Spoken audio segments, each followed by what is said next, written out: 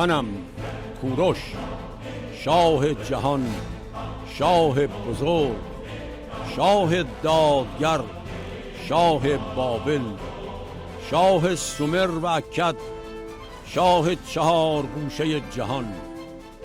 آنگاه که بدون جنگ و پیکار وارد بابل شدم، همه مردم مقدم مرا با شادمانی پذیرفتند. در بارگاه پادشاهان بابل بر تخت شهریاری نشستم.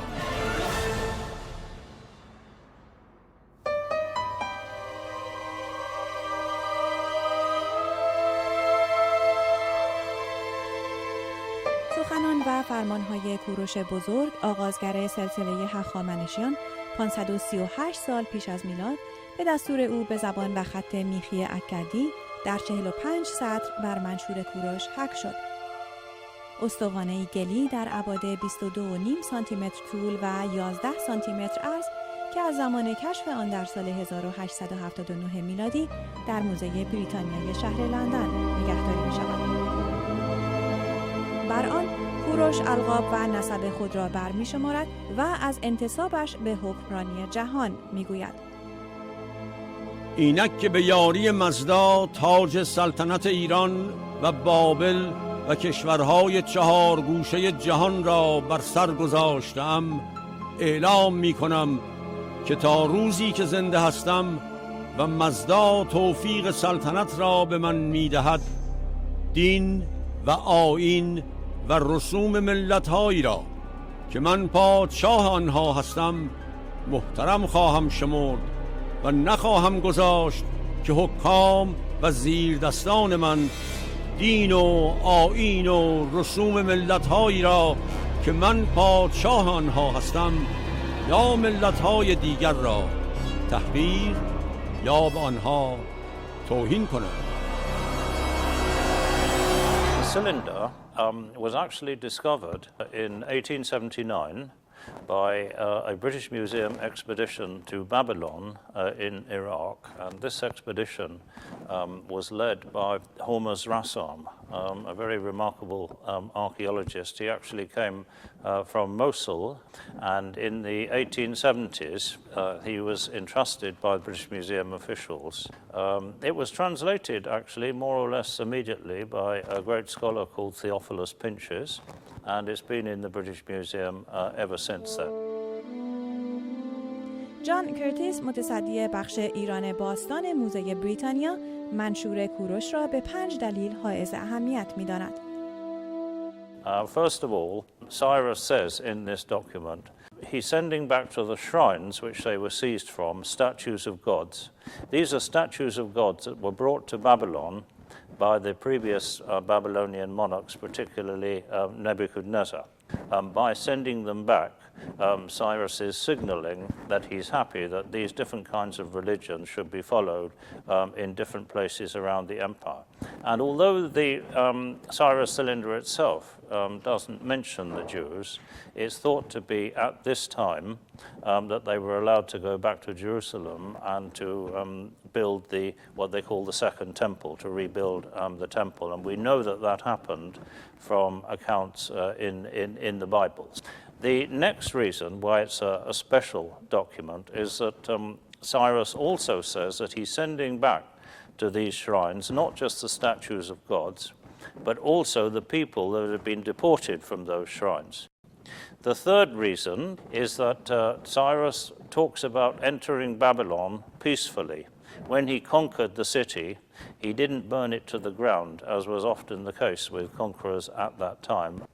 Fourthly, he talks about absolving the inhabitants of Babylon from, as he says, forced labor obligations.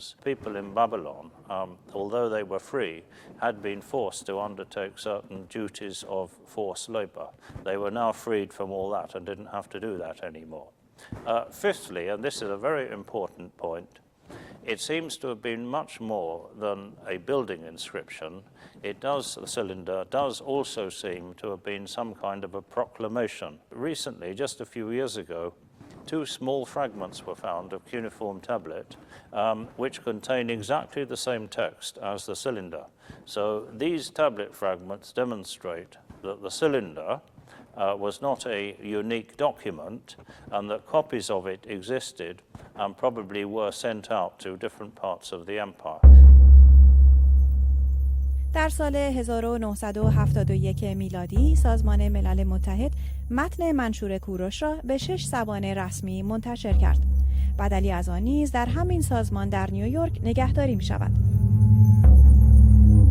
از طرف بسیاری این سند به عنوان نخستین بیانیه حقوق بشر شناخته می شود، اما در مورد این نظر دیدگاه‌های مختلفی وجود دارد. I wouldn't myself call it the first Declaration of Human Rights or the first Charter of Human Rights, because that's not exactly what it is. And the concept of human rights didn't exist at all in the ancient world. Human rights is a modern concept. And I do not think any of those ancient peoples, the Akkadians, the Assyrians, the Babylonians, anyone could understand, comprehend, or practice human rights as we are trying to strive for. البته وقتی که صحبت حقوق بشر رو می‌کنیم در قرن 21 ما حدود 100 ساله که حقوق بشر رو بیشتر با تاکید روی فرد بهش نگاه می‌کنیم. تاکید روی فرد در 2500 سال پیش هنوز غیر قابل تصور بود. This is about the rights of communities, of groups of people to live the way they choose. It's not about individuals, but at this period of society, it's groups of people that matter.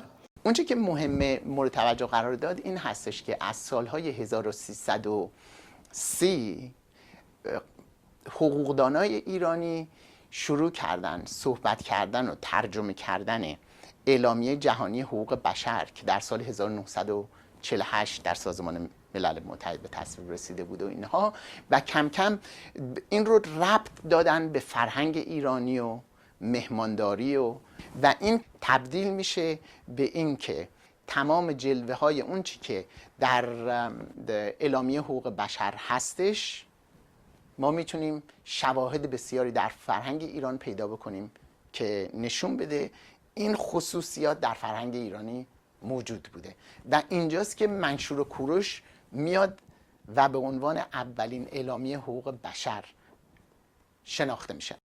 When the phrases first Bill of Human Rights or first Declaration of Human Rights seem first to have been coined, but exactly by who is not quite clear.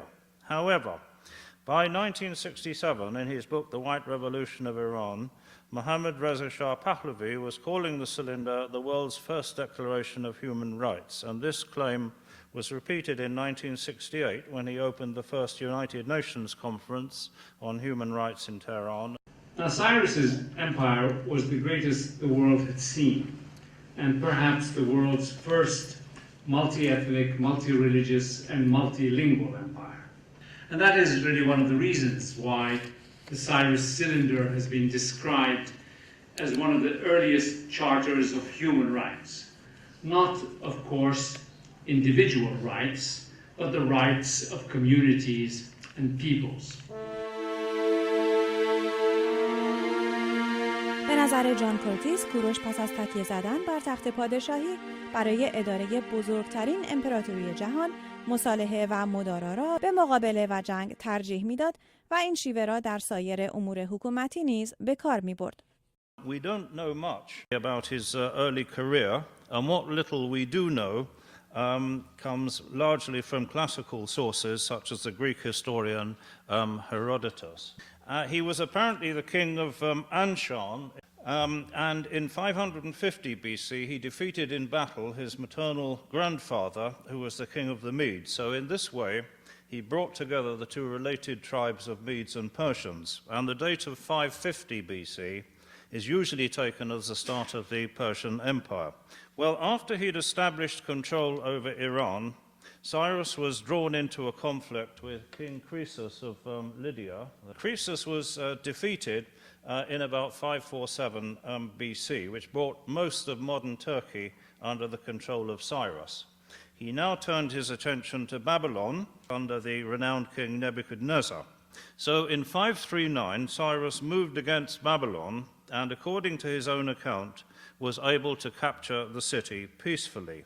The empire actually reached its greatest extent under Darius, when it stretched from Egypt in the west, from North Africa, right across to the Indus Valley in the east. Well, probably towards the end of his life, Cyrus established a new center at Pasargadae in southwestern Iran, and after his death in 530 BC, he was buried there at Pasargadae in a splendid gabled tomb.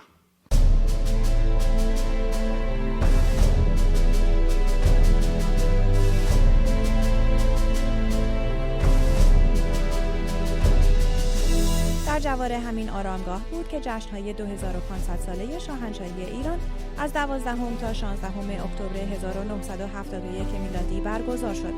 پیشنهاد اجرای این جشن پیشتر در سال 1958 توسط دکتر شجاع‌الدین شفا، دیپلمات و مشاور فرهنگی محمد رضا شاه پهلوی مطرح شده بود. قرار بود این جشن در سال 1961 اجرا شود، اما به دلایلی دوبار عقب افتاد. در آغاز مراسم محمد رضا شاه پهلوی در پیامش به کوروش، بنیانگذار شاهنشاهی هخامنشی، از استوانه کوروش به عنوان نخستین منشور حقوق بشر در جهان یاد کرد. کوروش، ما امروز در برابر آرامگاه ابدی تو گرد آمده ایم تا به تو بگوییم آسوده بخواب، زیرا که ما بیداریم. For the Shah, of course, Cyrus was not only the founder of the Persian Empire, but represented a model of a good, just, and widely admired king. Cyrus has even been appropriated by the Islamic Republic. 3 years ago, at the request of the Iranian government, the cylinder of Cyrus was lent by the British Museum for displaying Iran. The opening of the exhibition was attended by the Iranian President Ahmadinejad himself. This was a very interesting phenomenon because here is the Islamic Republic asking to borrow and making a great event of the presence of a pre-Islamic object, of the empire before Islamic Iran. I'm fascinated by a man who can be loved by Machiavelli and Thomas Jefferson at the same time. That's really a feat. And then not to mention the Shah and Ahmadinejad at the same time. And if that's not enough, you go to the museum and they have a big quote from Ben Gurion. Okay, so I'm thinking to myself, anybody who can have Jefferson, Machiavelli, Ben Gurion, and Ahmadinejad all admiring him must have done something right as a man. اما به راستی کوروش چگونه شخصیتی بود؟ نقل‌های گوناگونی وجود دارد که بسیاری از آنها پشتوانه تاریخی ندارند. در انجیل و نوشته‌های یونانی در مورد تولدش داستان‌های زیادی هست که بیشتر شبیه به افسانه است. در مورد مرگش نیز گفته می شود پس از پیروزی‌های متوالی در آسیای مرکزی درگذشته، اما اینکه جسدش چگونه به پاسارگاد انتقال داده شد روشن نیست. دکتر واوتر هانکلمن بیش از 20 سال گذشته را به مطالعه در مورد ایران اختصاص داده است. One of the things that I would like to stress is that Cyrus, both in time and in space, and also in cultural terms, was part of a much larger context, and that it is very important to look beyond the borders set to the mortal life of the historical Cyrus. The image that we have is too much distorted and too faint, actually, to have much to say about it. In the first reading, it gives you, of course, the image of a king who wants to be benevolent, and that is exactly the intention of the cylinder. on second reading, when you try to put it in context, you will find that there are different kings that preceded Cyrus and also kings that succeeded him, that in that particular circumstance would issue documents of the same nature. In the book of Isaiah, Cyrus is described as the Messiah, the anointed one, the shepherd of God, and this obviously was because he was held in high esteem by the Jews, particularly, presumably, as under Cyrus they've been allowed to return to Jerusalem and to rebuild the temple. He is seen as the salvation of humanity, not just the Jewish people. The book of Isaiah is not only important to Judaism, it's critical to Christianity, because it is the basis for the concept of a Messiah that can redeem history. And redeem history not in some mystical, otherworldly sense. Not nice poetry. Not God bless them, the Jewish mystics or Rumi or others, but this is the idea that God can enter into history and make politics better. Make the relationship between rich and poor better. Make justice a functional part of politics. ذکر کوروش در انجیل در تورات در کتاب عزرا به ویژه مهمه که اون شهرت کوروش رو به شکلی میشه گفت ثبت میکنه و بعد از اون هم نیاز نسل‌های مختلف چه در یونان که گزنفون مثلا سیروپیدیا رو می‌نویسه یعنی تعلیم و تربیت کوروش و چه در تمدن‌هایی که بعد از یونان کوروش به صورت فردی یگانه بسیار پادشاهی بزرگ و بزرگوار ثبت میشه ولی در حقیقت آیا به راستی و در همه جوانب زندگیش چنین بوده ما متاسفانه از متونی نداریم که گواهی بدن به این حقیقت. با تمام روایت‌های متفاوتی که وجود داره اون شخصیتی که میمونه و مشترک در همه است این یک کسی که خوش سلوک بوده و با همه مدارا میکرده و به جای اینکه نظریات خودش رو بر دیگران تحمیل کنه دیگر پذیر بوده. If you think of the twin pillars of Western culture, it's the Greco-Roman tradition and the biblical. What makes Cyrus so extraordinary is that these two different traditions both lauded Cyrus as a paragon of princely statesmanship.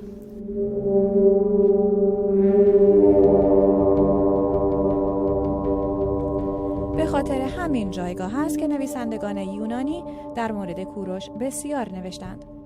از جمله تاریخ نویس یونانی گزنوفون از شاگردان فیلسوف یونانی سقراط سیروپدیا یا پرورش کوروش را در قرن 4 پیش از میلاد نوشت. با اینکه سیروپدیا رمانی سیاسی است و اساس تاریخی ندارد، بسیاری برای شناسایی زندگی کوروش به آن تکیه می‌کنند. در این کتاب گزنوفون درباره پرورش و آموزش فرمانروایی آرمانی می‌نویسد و در آن از کوروش به عنوان پادشاهی ایدئال یاد می‌کند. گفته می‌شود توماس جفرسون مؤلف اصلی اعلامیه استقلال ایالات متحده آمریکا و سومین رئیس جمهور آمریکا از سیروپدیا الهام گرفته. To my left, a beautiful copy of a 1767 edition of the Cyropedia with Greek text on one side and a Latin text on the other. Who did it belong to but Jefferson? Well, he actually had two copies of the Cyropedia. He had an earlier edition, and it is quite clear that he must have collated the two line by line in the Greek, because we have it opened here. He's scratched out one bit of text which did not appear in the earlier edition. نکته‌هایی که در حاشیه اینا نوشته الان تبدیل شده به یه نکته خیلی مهمی که اهمیت هم روایت‌های توراتی رو نشون میده و هم منشور کوروش رو نشون میده و هم روایت‌های متفاوت دیگه‌ای که از یونانیان از ایران باستان باقی مونده. Jefferson admired Cyrus because he saw in his rule a model of the religious tolerance that the founders in America were seeking to establish here. Why this object is so important is because it's probably the first time in human history that we have evidence of a ruler thinking about how you manage a society with people of different traditions, different languages, different ethnicities, and above all, different religions. That matters to us today because all our cities in Europe and America are now cities with different peoples of different religions, ethnicities, languages. We're all trying to run in our cities and in our countries a mini Persian empire. So it's useful to look at how it was first solved, because what is so extraordinary about Cyrus's solution is that he held this state together for 200 years. This solution worked. و اگه تصور بکنیم که در 2500 سال پیش در اروپا چه خبر بود، در امریکا چه خبر بود، در بقیه آسیا چه خبر بود و در ایران چه میشد، اون وقت میبینیم که تا چه حد حق داریم به عنوان ایرانی که مفتخر باشیم به اون چه که داشتیم. منشور کوروش یک بار در سال 1971 به مناسبت 2500مین سال بنیانگذاری شاهنشاهی به مدت 4 روز و برای بار دوم در سال 2010 به مدت 5 ماه موزه بریتانیا را ترک کرده و به ایران امانت داده شد. این سند تاریخی 9 مارس 2013 برای اولین بار به آمریکا آورده شد و در گالری سکلر واشنگتن 2 ماه به نمایش درآمد. این لوح همراه با 16 شیء تاریخی دیگر بخشی از نمایشگاهی به نام استوانه کوروش در فارس باستان را تشکیل داد و ابتکارات ایرانیان را در زمان حکومت هخامنشیان بر منطقه خاور نزدیک بین سالهای 550 تا 331 پیش از میلاد نشان داد. Plans for bringing the cylinder to the United States are not new. This was discussed even as far back as 2003. It's of great interest, of course, for Iranian Americans. It's of great interest for Jews who live in the United States, and it's of great interest also for all those people with an interest in ancient history, of whom there are, of course, many here in this country. We've welcomed more than 140,000 visitors to the exhibition. We've also had over 400 media outlets around the world pick up this feature. 1.37 billion media impressions. It's really a quite phenomenal number. منشور کوروش با حمایت بنیاد مطالعات ایران، بنیاد لیان لیوی و بنیاد میراث ایرانیان به گالری سکلر در واشنگتن منتقل شد. این در زمانی است که رابطه بین دو کشور ایران و آمریکا از بسیاری جهات متزلزل است. Is coincidental. It's not actually deliberate that it's coming at this time. And people often ask me, particularly media people, what's the motivation for bringing it here now? And I always reply that as far as I'm concerned, our agenda is purely cultural and not in any way political. من فکر می‌کنم در واقع مسئله تنش بین دو کشور اتفاقاً یک موقعیت خوبی میده برای اینکه این منشور به این مملکت بیاد و اینکه در چند موزه در چند شهر ایالت امریکا این به نمایش گذاشته میشه خودش خیلی مهمه، چون مردم رو از یک تصوری که راجع به ایران دارند این رو تبدیل میکنه به آگاهی از تاریخ شکوهمند ایران و از اینکه اولین مدرک دنیایی که به مسئله حقوق بشر پرداخته متعلق به یک رهبر ایرانی بوده. The cylinder makes clear is how strange it is that relations between Iran and Israel should be so difficult, because it is Cyrus acting on the principles set out in this cylinder who allows the Jews to return from captivity in Babylon to rebuild the temple. And indeed, he provides funds to help rebuild the temple in Jerusalem. And for Jews through the millennia, Cyrus has always been a hero. And the Persian Empire has always been the great moment in history for the Jews and for the recovery of Jerusalem. And the same also, of course, with the relations between Iran and the United States. Because when the founding fathers of the United States are framing the constitution. They want to find a constitution that will allow a proper relationship between faith and government. And they don't want to follow the model of the British or the French, who can't get that relationship straight. They opt for the model of Cyrus, who has a view that different faiths should coexist, but government should not endorse any of them.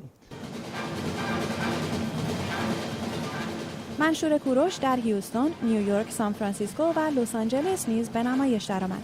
از ورودش به سان فرانسیسکو با اجرای کنسرت کوروش کبیر توسط ارکستر فیلارمونیک سان فرانسیسکو به رهبری لوریس چکنواریان تجلیل شد. ما تو ایران هم قهرمان افسانه‌ای داریم، هم قهرمان واقعی داریم. قهرمان افسانه ما خب معلومه رستمه، ولی قهرمان واقعی ما کسی نیست جز کوروش بزرگ که واقعا سمبل آزادی، سمبل عدالت بوده و 2500 سال زنده است و تا تاریخ این دنیا هست اون زنده خواهد بود، نه فقط در قلب ما ایرانی ها بلکه در قلب تمام دنیا. این اثری که راجع به کوروش نوشتم امیدوارم که بتونم این در تمام دنیا اجرا کنم و بزرگی کوروش نشون بدم و با بزرگی کوروش بزرگی ایران نشون بدم.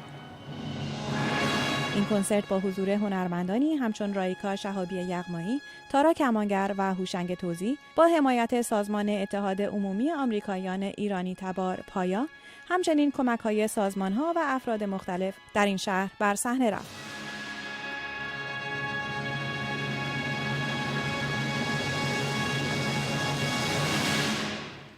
I think it's very important to remind people of the extraordinary contributions that Iran has made to the history of humanity.